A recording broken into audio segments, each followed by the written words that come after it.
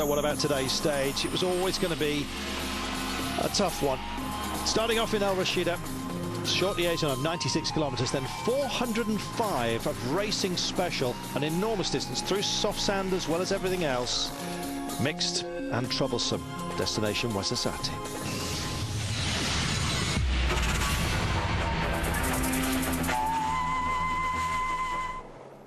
So the bikes were first into the green stuff, probably the last we're going to see for a wee while.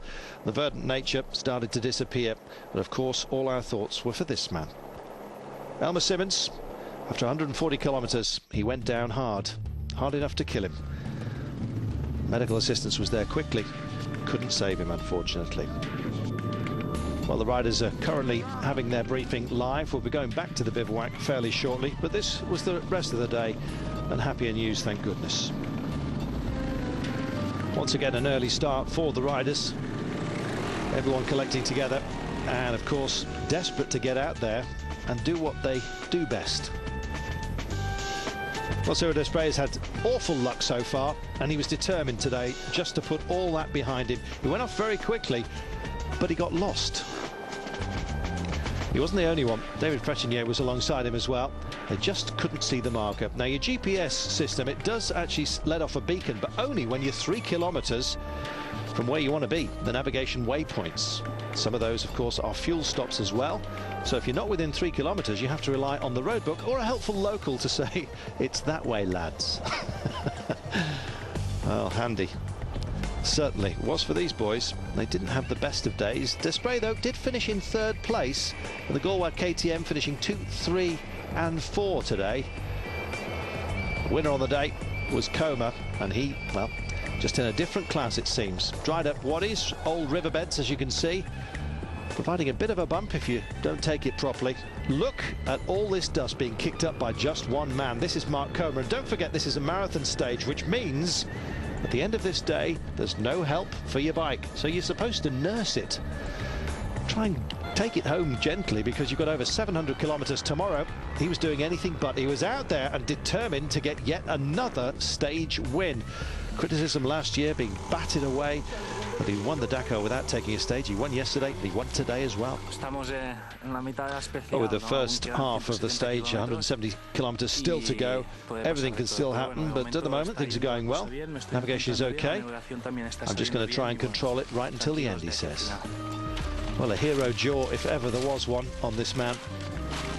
Ripping off his road book that he doesn't need anymore, freeing up the spool so he doesn't burn that out. That's happened before.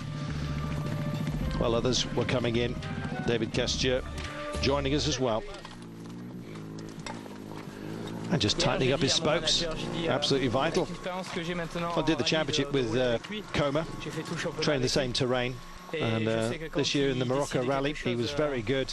Said to my team manager, we're going to have to ride hard today if we're going to catch him. If we're going to keep that gap from closing, he says, or extending, I suppose he means. Kestier finishing 4th today. He's 3rd in the ranking behind Esteve Puyol, which is exactly where he needs to be, because he's Esteve's water carrier, which means he will help him out. And he's going to have to tonight, because Esteve is in a little bit of trouble. Nothing as serious as Alain Duclos here. End of his African dreams. 35 years of age. He really does get beaten up on the Dakar. Broke both heels last year, and cracked a vertebra as well. He had knee replacements to take part in this Dakar. Surgery had just healed up. He's down again. It's all over for the 35-year-old, but he's still with us, thank goodness. Mark Coma, this is the way you do it. He just loves it out there. He's almost trialling over the rocks and then motocrossing through the sand. The soft stuff was just so welcoming for him. He just baffed it away. Tremendous. Always nice to see a great rider in good form, and he's on the best of form at the moment. Lead Brit home, Mick Exton's yet again on board his Honda. 1 hour 59 down. Overall, he's 39th. He could be an awful lot better if he hadn't picked up 2 speeding penalties. That would have made him 23rd. He's 39th, 2 hours 39 off the pace.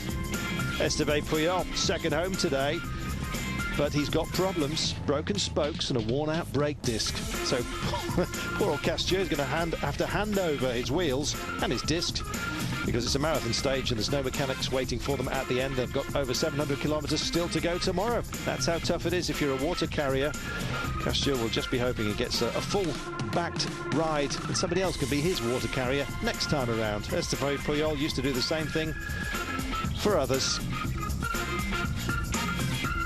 He's top dog now. Esteban finishing second. He's second overall. He's behind Coma by just 11 minutes and 50. Got to watch out for them camels, lads. Cyril Desprez, third today. Reasonably good day for the Gauloise KTM outfit. Pushing hard to make up for earlier problems. Lost 18 minutes today, though, still. 44 minutes now behind Coma overall. And that didn't help. Got to be so careful you don't dig the bike in. The back wheel in the soft stuff can really start to eat its way into its own hollow, and then you've got nightmare scenario. Only way out is to push the bike over on its side and start all over again once the hole is filled in. David Castillo.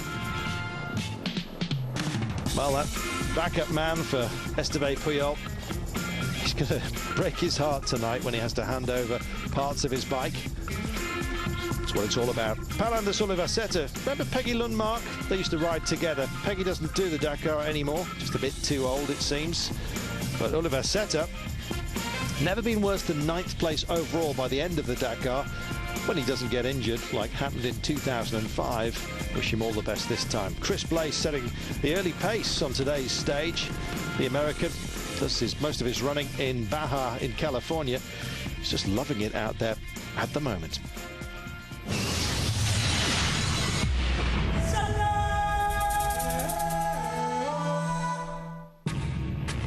Confirmation of those results for you.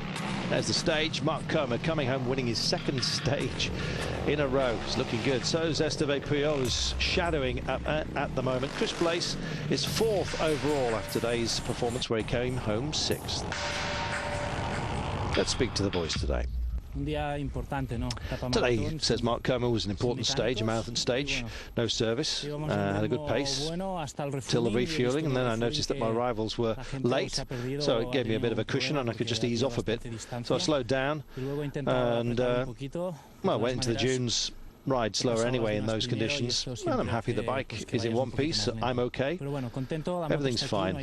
For this marathon stage, it was important to arrive here without any problems, and that's what I've done. Well,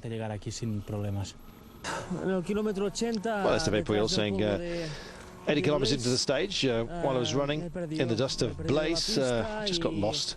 Had a lot of trouble finding my way back to the right track. A lot of rocks out there. Didn't look enough at the road book, I guess, so it's down to me really. Tomorrow, I'm just going to have to do better.